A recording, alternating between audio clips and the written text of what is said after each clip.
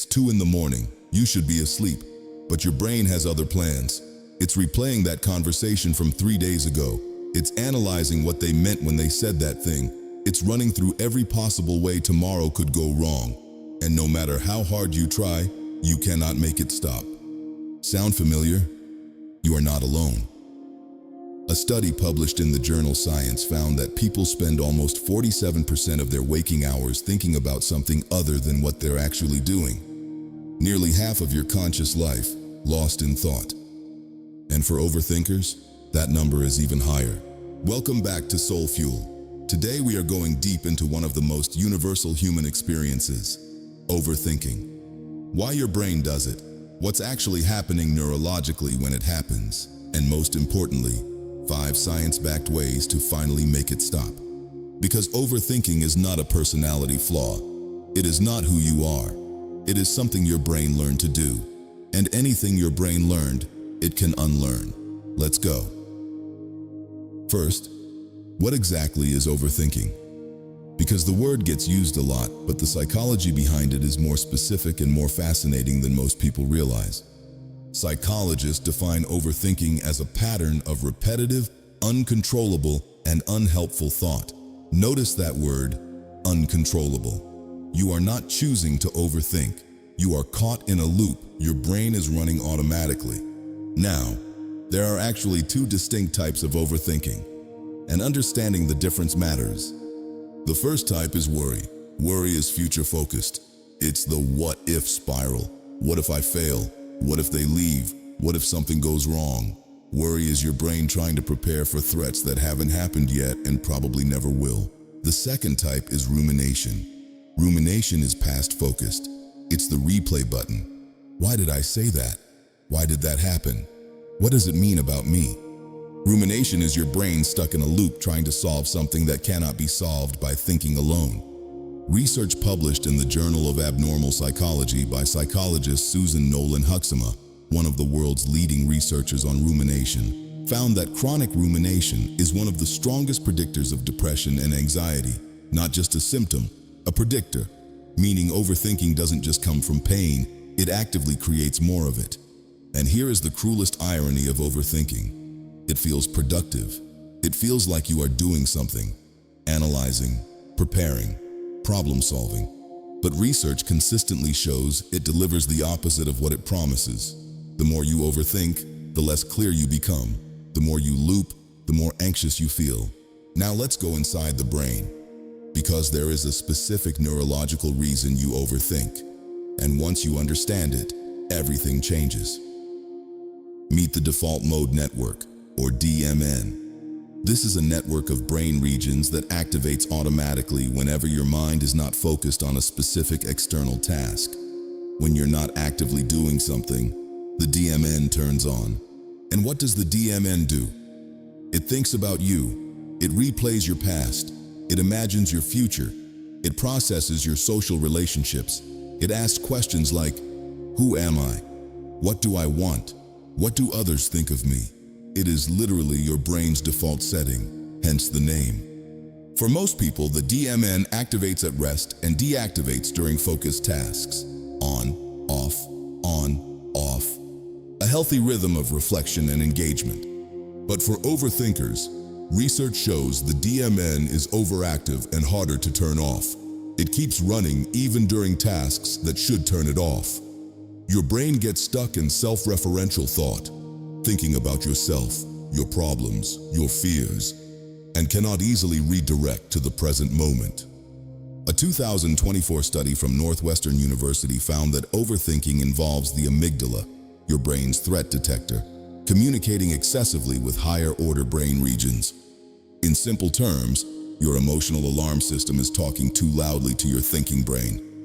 And your thinking brain cannot get a word in edgeways. And neuroscientist Lisa Feldman-Barrett's research adds another layer. The brain is a prediction machine. It constantly draws on past experience to predict what's coming next. For overthinkers, the brain is running too many predictions simultaneously, trying to account for every possible outcome, unable to settle on any single one. The result?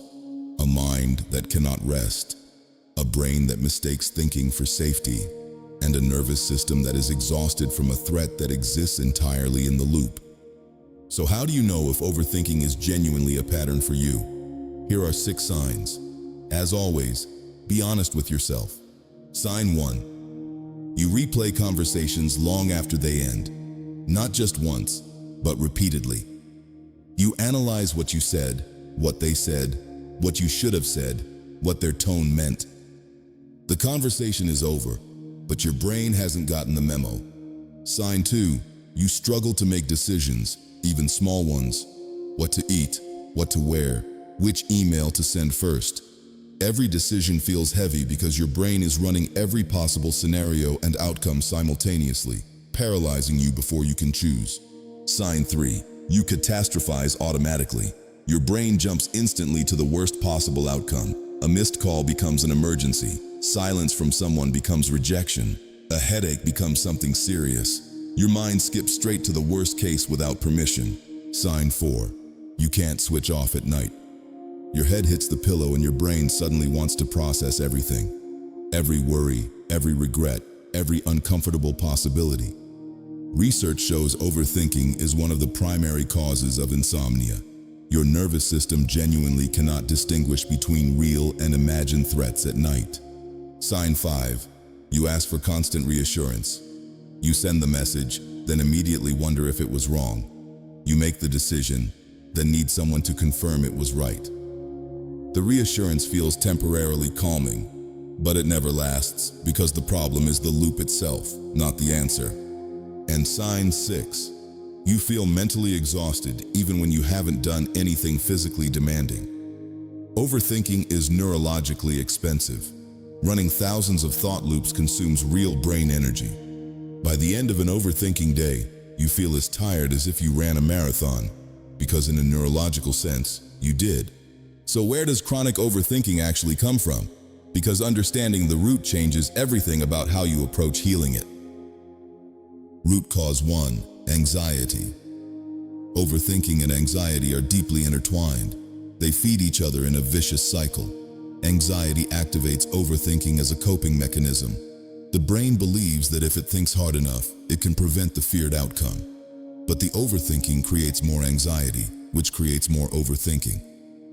A loop with no natural exit. Root cause 2. Childhood environment. If you grew up in an unpredictable, critical, or high-pressure environment, your brain learned to stay hypervigilant, always scanning, always preparing, always anticipating what might go wrong next. Overthinking was your nervous system's survival strategy, and like all survival strategies, it worked then. It's just still running now when you no longer need it. Root cause 3. Perfectionism. We talked about perfectionism in the self-sabotage video, and it shows up here too. Perfectionism tells you that there is always a better answer, a better decision, a better way. So your brain keeps searching, keeps looping, because stopping and accepting imperfect feels genuinely dangerous. Root cause 4. The need for control. Overthinking gives the illusion of control. If I think about it enough, I can control what happens. If I prepare for every scenario, nothing can surprise me. But this is the painful truth. Most of what we overthink about is fundamentally outside our control. And the thinking doesn't change that. It just consumes the present while avoiding the reality of uncertainty. And root cause 5. Intolerance of uncertainty. Research by psychologist Michel Dugas identifies intolerance of uncertainty as one of the core drivers of both worry and overthinking. When we cannot sit comfortably with not knowing, the brain spins up thinking as a way to manufacture certainty that reality simply doesn't provide. Okay, now the part that changes things. Here are 5 techniques, all grounded in neuroscience and CBT, that genuinely interrupt the overthinking loop. Technique 1, the 5-4-3-2-1 grounding method. When you feel the spiral beginning, name 5 things you can see, 4 things you can physically feel, 3 things you can hear, 2 things you can smell, 1 thing you can taste. This technique works by forcing the brain's attention into the present sensory moment, literally deactivating the default mode network and its endless self-referential loops. You cannot be in the present moment and spiraling simultaneously. Technique 2. Scheduled worry time. This sounds counterintuitive, but the research behind it is powerful. Choose a 15-minute window each day, say 5 p.m., as your designated worry time. When an anxious thought arises outside that window, you say, "I'll think about that at 5. What this does neurologically is train your brain to contain worry rather than letting it flood your entire day. Studies show this reduces overall anxiety by giving the worried mind a legitimate outlet without letting it run 24 hours. Technique 3. The question, interrupt. When you catch yourself in a loop, ask yourself one powerful question. Is this thought helpful or just familiar? Familiar thoughts feel important because they're repeated, but repetition is not the same as relevance. If the thought is not helping you solve anything, take action on anything, or move forward in any way, it is just noise. And you can label it as noise and redirect. Technique 4. Physical pattern. Interrupt. Because overthinking lives in the mind, but the mind lives in the body. Research shows that physical movement directly disrupts rumination by shifting activation from the default mode network to motor and sensory regions of the brain. You cannot run and ruminate at the same intensity simultaneously. A brisk 10-minute walk, 10 jumping jacks, splashing cold water on your face. The physical interrupt is one of the fastest and most underrated tools available. And technique 5. The 2-minute action rule. Overthinking is often procrastination in disguise. You think instead of act because acting feels risky. So here's the rule. If something is taking up mental space, you have two choices. Either take one small action on it right now, send the email, make the call, write the first sentence, or consciously decide you are not going to act on it and release it. The middle ground, thinking about it endlessly without acting or releasing, is where overthinking lives and feeds. Let me tell you about 3 people. Their stories are composites, but they represent real patterns I want you to recognize. Omar is 29. He's been offered a promotion at work. It is objectively good news, but for the past 3 weeks, he has barely slept. He replays every past mistake he made at work. He catastrophizes about what happens if he fails in the new role. He writes and rewrites his acceptance email 17 times. He is not celebrating. He is drowning. Omar's overthinking is rooted in perfectionism and a deep fear that success will expose him as inadequate. Every good thing triggers a thought spiral because his brain learned early that good things come with conditions. Priya is 24. She sends a text to a friend and doesn't receive a reply for 4 hours. By hour 2, she has decided the friendship is over. By hour 3, she is replaying every interaction of the past 6 months looking for evidence she did something wrong. By hour 4, the friend replies, "They were just busy." But Priya's nervous system spent 4 hours in genuine distress over a notification. Her overthinking is rooted in anxious attachment and an intolerance of uncertainty that makes silence feel like abandonment. And David is 41. He has been wanting to start his own business for 7 years. He has researched it extensively. He has spreadsheets, plans, contingency plans for the contingency plans.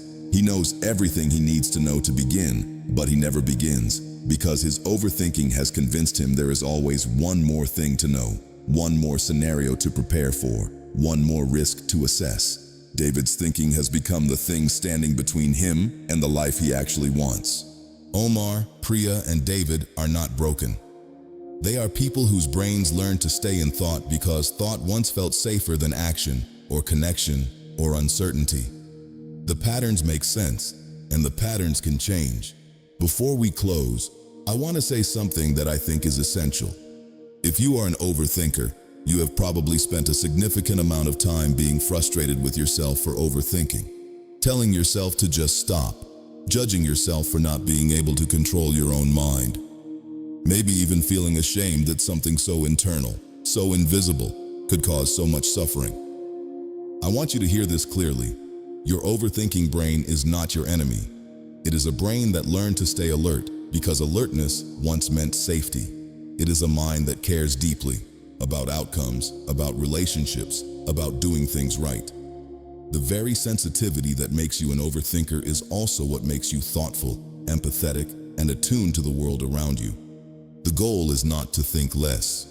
The goal is to think more freely, to be able to choose when to engage with a thought and when to let it pass, to be the observer of your mind, not its prisoner. You are not your thoughts. You are the awareness behind them, and that awareness, the part of you that can watch the spiral without being consumed by it, that part has always been there. We are just learning to access it more consistently. That is the work, and it is worth every bit of the effort. Quick recap of what we covered today. Overthinking is not a character flaw. It is an overactive default mode network running repetitive thought loops that feel productive but aren't. We looked at the difference between worry and rumination, the neuroscience of why it happens, 6 signs you're caught in the pattern, the root causes, and 5 techniques you can start using today. Your brain is not broken, it is busy, and it can learn to rest. If this video helped you, please subscribe and hit the bell. Every single week I bring you psychology like this, real, research-backed, and designed to actually change how you experience your own mind. And now, I want to hear from you. In the comments below, tell me, what do you overthink about the most? The past, the future, or your relationships? I read every single comment, and sometimes just naming it out loud is the first step to loosening its grip.